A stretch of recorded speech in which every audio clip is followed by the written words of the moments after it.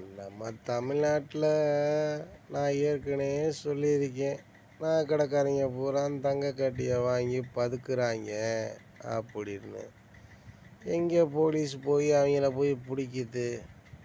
பிடிக்க மாட்டேன்னுது. ஆனாலும் இன்றைக்கி நகைக்கடைக்காரங்க பூரா ரவுடிகளை தொடர்பு வைக்கிறாங்க. ரவுடிகளை தொடர்பு வச்சு ஏதோ தங்கங்களை வாங்கி பதுக்குறாங்க போல இருக்குது.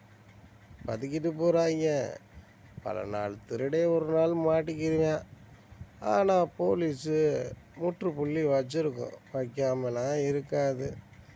எப்படியும் லாக் பண்ணிடும். அடுத்து பீமா ஜுவல்லர்ஸ்னு ஒரு ஜுவல்லர்ஸ் இருக்குமா என்னான்ட்டு எனக்குமே தெரியலை.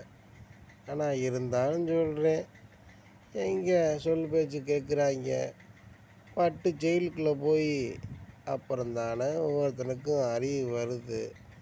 இது மாதிரி பீமா ஜுவல்லர்ஸ்காரனுக்கு போனால் தான் அறிவு வரும் போல இருக்குது.